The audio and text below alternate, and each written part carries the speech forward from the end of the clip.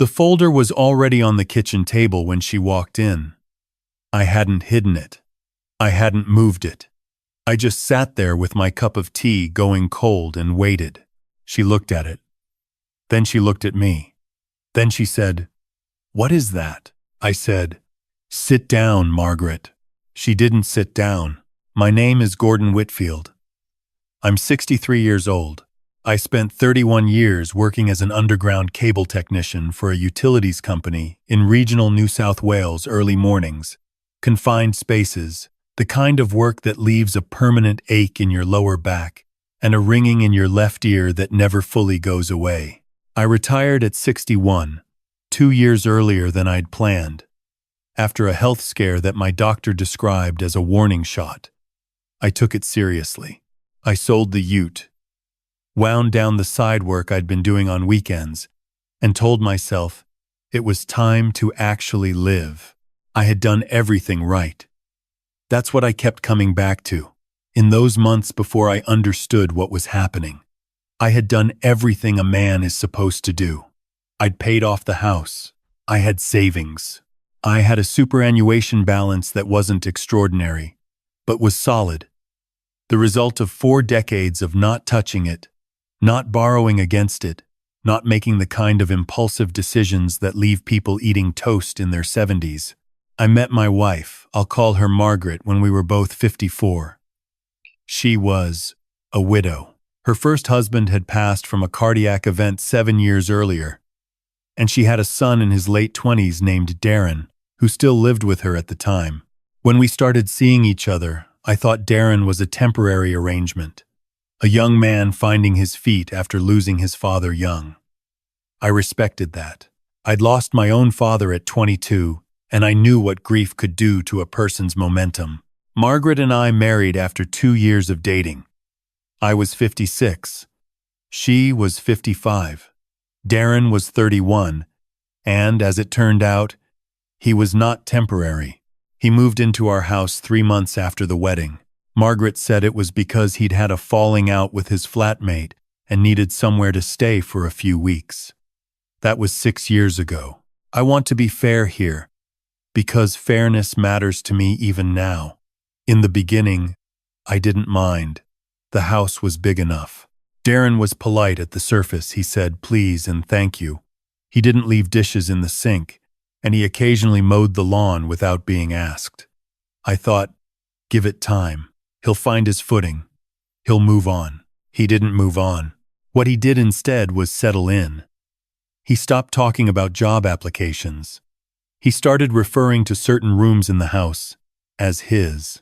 He bought a second television for what had been the spare bedroom and had it mounted on the wall, which I discovered only after it was done. He had a girlfriend, a young woman named Shay, who began staying over most weekends, then most of the week, then effectively every night.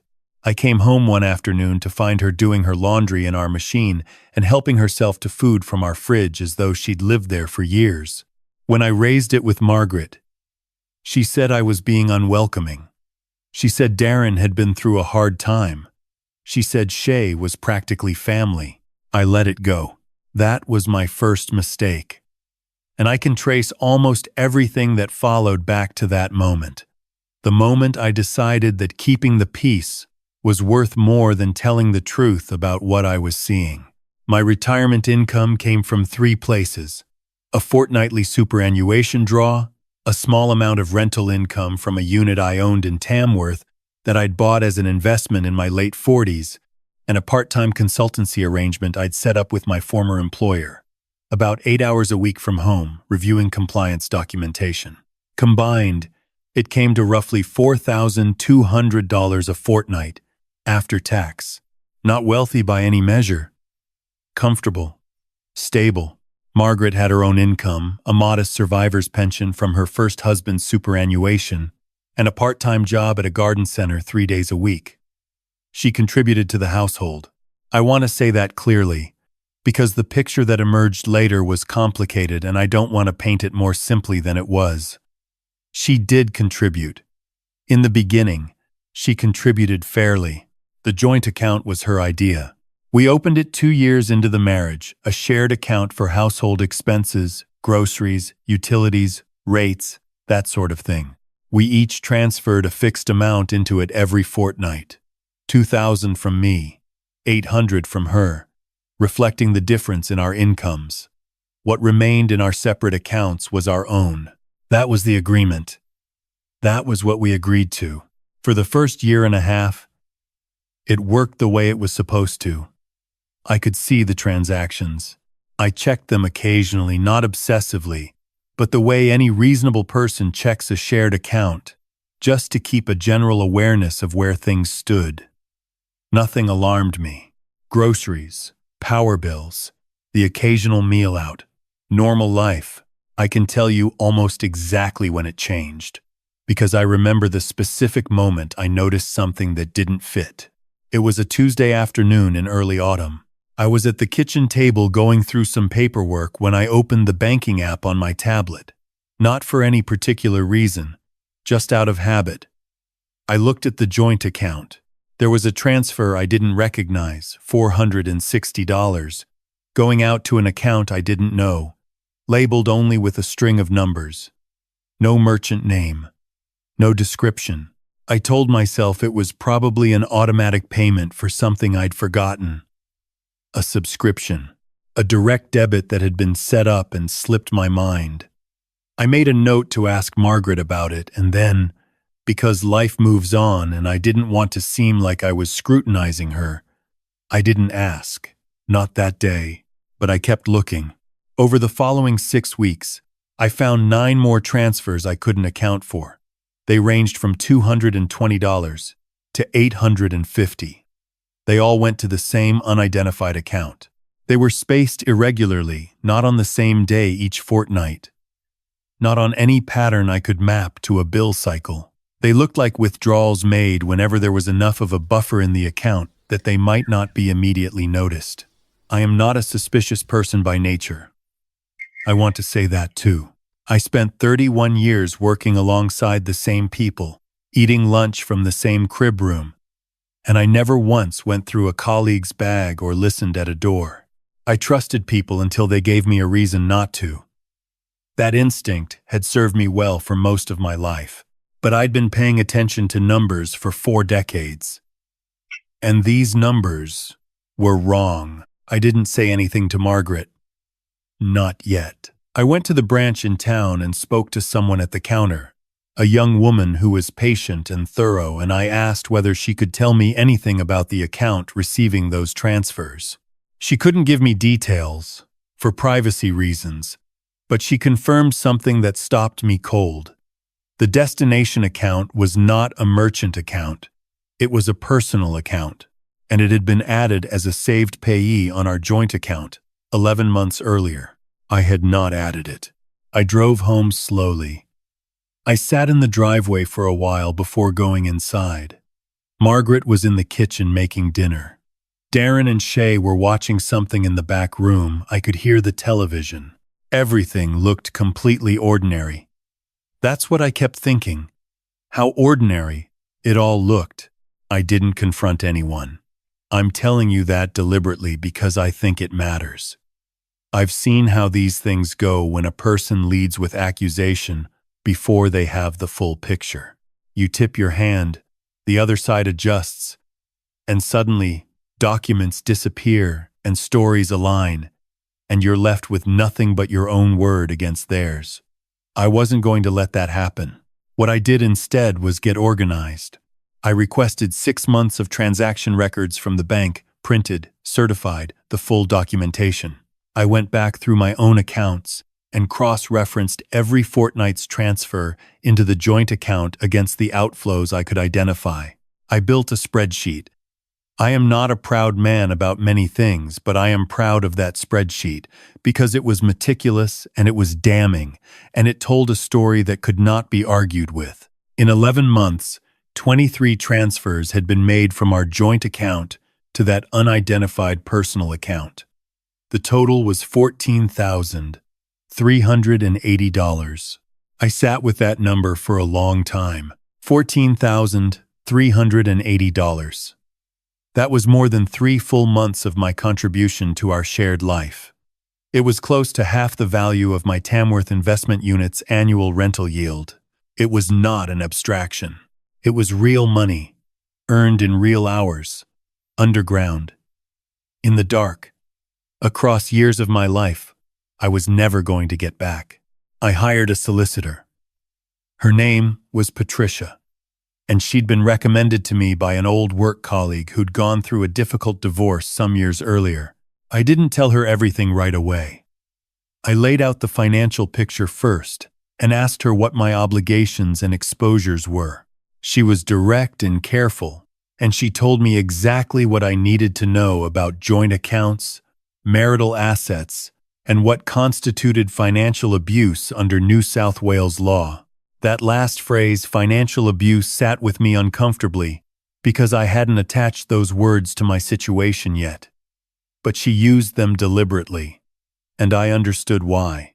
I left her office with a clear head and a clear plan.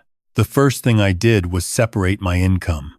I called my superannuation fund and changed the drawdown account to a new account I had opened solely in my name, at a different bank, with a debit card I kept in my car. I contacted my former employer and updated my consultancy payment details. I notified the property manager in Tamworth. Within 10 days, my income no longer flowed anywhere that Margaret or anyone else could reach without my knowledge. I continued transferring my usual $2,000 into the joint account each fortnight. I did this deliberately. I didn't want any change in pattern that might prompt a conversation before I was ready for it. It took 4 days after the first redirected superannuation payment for Margaret to say something. She came into the study where I was working and she stood in the doorway and she said, "The super payment didn't come in." I looked up from my screen. "Didn't it? The balance is lower than it should be." I said, "I'll look into it." She stood there a moment longer. Something moved across her face, not quite worry, not quite anger, something calculating. Then she said, "Okay," and left. That evening, Darren knocked on the study door. He said he wanted to talk about something.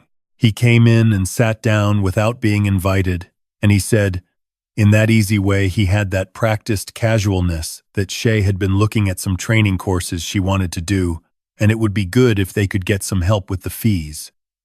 He mentioned a figure. It was $1,200. I said I'd think about it. He nodded and left, as though $1,200 were the kind of thing people thought about casually over a Tuesday evening. I looked at my spreadsheet. Then I closed my laptop and went to make a cup of tea. The weekend, Margaret discovered that the rental income had also been redirected was a Saturday in late winter. I know this because I remember the quality of the light coming through the kitchen window. That flat, gray Australian winter light that makes everything look slightly drained of color. She came into the kitchen where I was eating breakfast and she put her phone down on the table face up, showing the joint account balance, and she said, "What did you do with the rental money?" I looked at the phone. I looked at her. I said, "Sit down, Margaret," she said. "Just tell me what happened," I said. "I'd rather you sat down." She sat. I got up and went to the study and came back with the folder. It was a manila folder, the kind you can buy in any newsagent, not dramatic in any way. I set it on the table between us. I said, "I want to show you something before we talk about the rental money." She opened the folder slowly. Inside were the printed bank statements, the spreadsheet I'd prepared, and a one-page summary that Patricia had helped me draft, not a legal document, just a plain English accounting of what had happened, with dates and amounts and the single destination account number that had received 23 transfers over 11 months. Margaret looked at the papers for a long time without speaking. Then she said, "Where did you get these?" I said, "From the bank. There are account records." She said, "This isn't what it looks like." I asked her what it looked like. Then, if not what it was, she didn't answer that. What she said instead was that Darren had been struggling, that he'd needed help with some debts, that she hadn't told me because she knew I'd react badly. that she'd intended to put it back, that she'd been meaning to tell me, that I didn't understand what it was like to be a mother watching her child in difficulty. I listened to all of it. I didn't interrupt. When she finished, I said, "Does Darren know the money came from our joint account?" She looked at the table. I said, "Margaret, does Darren know?" She said, quietly, "He knew. I was helping him." I said, "Did Shay know?" Longer pause. She said, "She might have known some of it." I thought about Shay doing her laundry in my machine. I thought about the mounted television on the wall of the spare room. I thought about $1,200 for training courses, asked in that easy, practiced way, by a man who had been living in my house for 6 years on someone else's money. I said, "I've spoken to a solicitor." The days that followed were the most uncomfortable of my life, and I've had some uncomfortable days. There is a particular kind of tension that settles into a house when everyone knows what has happened, but no one is speaking plainly about it. Meals were quiet. Darren and Shay kept more to their side of the house. Margaret moved around me carefully, the way you move around a piece of furniture that has been shifted to an unexpected position. She tried, on 3 separate occasions, to reframe what had happened. The first time she said it was a loan, and she could show me messages where she'd told Darren it needed to be paid back. I asked to see the messages. She said she'd have to find them. I never saw them. The second time, she said I was being rigid about money in a way that was damaging our marriage. I said the damage to our marriage was not something I had caused. The third time, she came to me late at night and she cried, and the crying was real. I don't doubt that, but I had learned by then to distinguish between grief for what had happened and grief for having been caught, and I wasn't sure this was the former. I met with Patricia again. I told her everything that had happened since our first meeting. She walked me through my options clearly and without judgment. I asked about the legal status of what Margaret had done, whether transferring money from a joint account without the other party's knowledge constituted anything actionable. Patricia said it was a gray area under civil law and depended on several factors, but that the pattern of transfers, the concealment, and the benefit flowing to a third party all strengthened my position if I chose to pursue it. She also told me something I've thought about many times since, that in situations like this, the financial behavior is rarely the whole story. It's usually the visible part of something larger. I asked her to begin drafting separation paperwork. I told Margaret on a Wednesday evening, after dinner, in the same kitchen where I'd shown her the folder 2 weeks earlier. I said, I thought it was best if we separated. I said I didn't say this with any anger, and that was true. I had moved past anger by then into something quieter and harder to name. I said I had made an appointment with a mediator for the following month, and I hoped we could work through the practical matters with as little conflict as possible. She asked if I was certain. I said I was. She asked if there was anything she could do. I said that the time for that had probably passed. She didn't argue. I think part of her had known it was coming. I think part of her may have known, on some level, that the moment she transferred the first $460 to that account without telling me, she had made a choice that pointed in this direction. Choices like that have trajectories. You can't always see where they're going in the moment, but they're going somewhere. Darren and Shay moved out 3 weeks later. I won't pretend that part wasn't a relief. The house felt different immediately. Larger, quieter, mine in a way it hadn't felt in years. I walked from room to room the first evening after they'd gone, and I noticed small things. The absence of a jacket on my coat rack, a faint smell of someone else's cooking that was already beginning to dissipate, a silence that felt earned rather than imposed. I changed the locks. Patricia had told me to do this early, and I had waited until after Darren and Shay left to do it properly. I had a locksmith come and replace every external lock in the house. It cost me $240, and it was the best $240 I spent that entire year. Margaret stayed for another 6 weeks while we worked through the initial stages of the separation. It was not comfortable, but it was civil. She was, I think, genuinely ashamed, not just of being discovered, but of having let it go as far as it had. I could see her working through something privately in those weeks, something I wasn't part of and didn't need to be.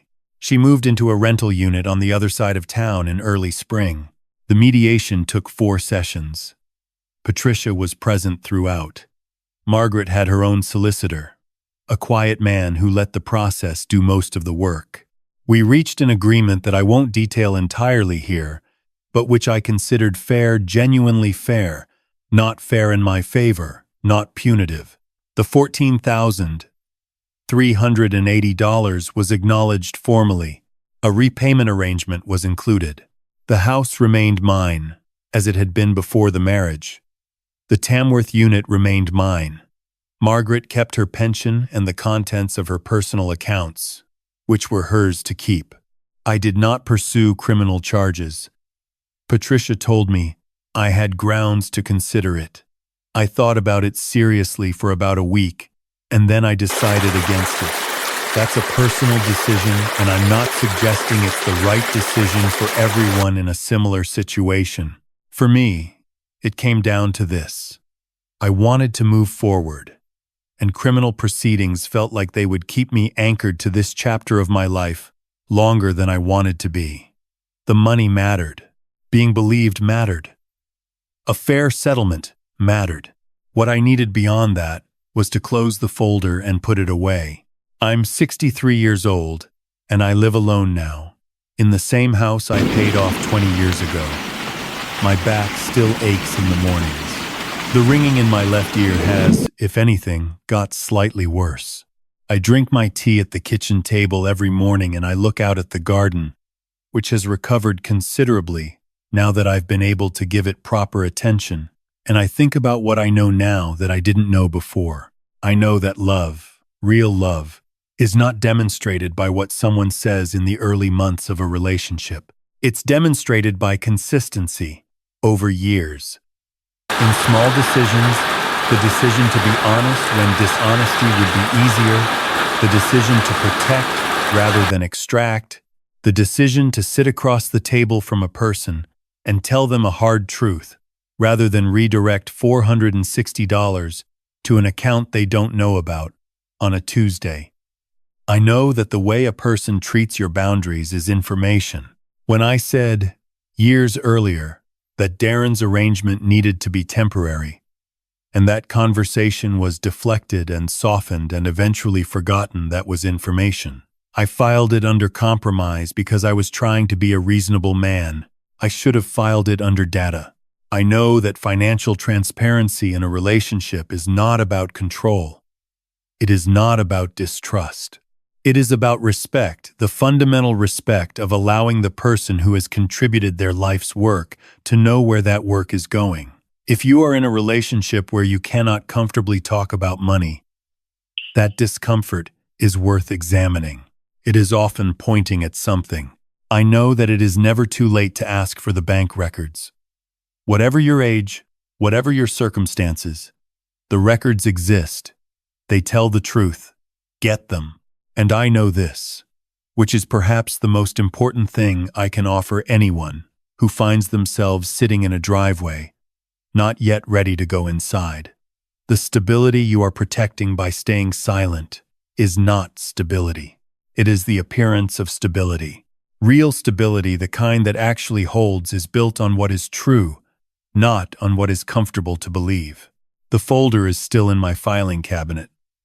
I don't look at it, but I know it's there. And knowing it's there is its own kind of peace.